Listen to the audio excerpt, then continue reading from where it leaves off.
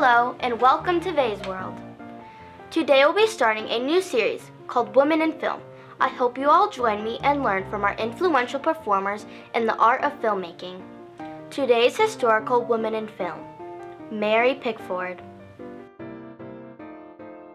Mary Pickford, original name Gladys Louise Smith, also known as Gladys Marie Smith, born April 9, 1892.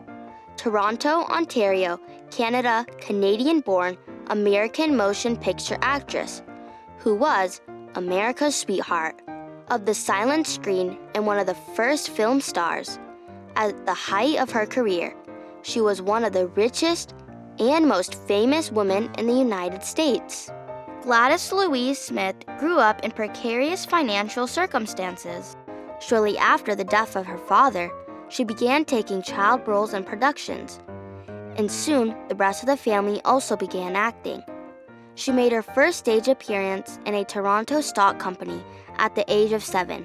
At 8, she went on tour, and within 10 years, she was playing on Broadway. She made her New York debut in David Belasco's The Warrens of Virginia in December 1907. Belasco suggested that she change her name to Mary Pickford. At the age of 14, she had already learned more about stagecraft than many older actors, and her beautiful face, framed by a mass of golden curls, made her appear virtually irresistible. Pickford began working as a motion picture extra at D.W. Griffith's Biograph Company, starring in his 1909 film, The Violin Maker of Cremona. Though actors' names were not listed in film credits, Pickford's face quickly became well known.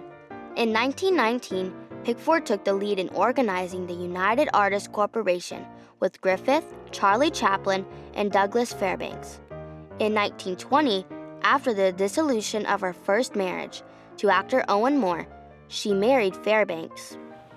Although she won an Academy Award for Best Actress in her performance Coquette, Pickford's popularity began to wane with the advent of sound. Considering it is estimated that at least 75% of all silent films are lost, meaning they are gone because they were stored improperly, dumped in the ocean, or melted down to be sold for the silver and the nitrate. We are fortunate that so many of Mary Pickford's films survive. By 1925, Doug and Mary's home was far and wide as Pickfair, and they had hosted royalty and a variety of distinguished guests, some for weeks at a time. Parties large and small were held with regularity, but occasionally the house was also the site for family affairs, such as the wedding of Mary's cousin. Home movies were made of the wedding, and when the cameras rolled, Mary and Doug could not resist hamming it up. In the Mary Pickford Foundation archives, some of the films still exist, so enjoy this clip from a family wedding on May 10, 1925. Mary Pickford's involvement with the Academy of Motion Pictures Arts and Science began before there was an academy. One of the early organizational meetings was held over a dinner at Pickfair, and she joined several other group discussions at the Roosevelt Hotel. When the initial group of 36 founders revealed the creation of the Academy in 1927, Mary was one of the only 3 women. The screenwriters, Bess Meredith and Jenny McPherson, were the other 2. Mary's husband, Douglas Fairbanks, served as the first president of the Academy. After making Secrets, 1933, her 194th film, Pickford retired from the screen. Thereafter, she devoted herself to the United Artists, of which she was first vice president from 1935, and for which she produced several films.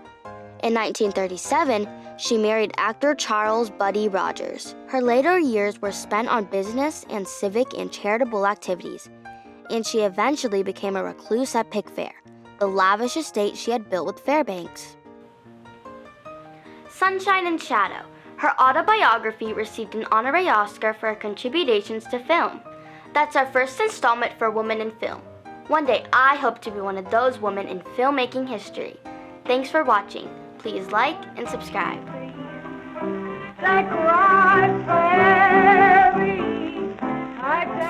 You know, it's very hard for actors. They those that haven't anything to say about the kind of roles they're going to play, and the type of picture they want to make.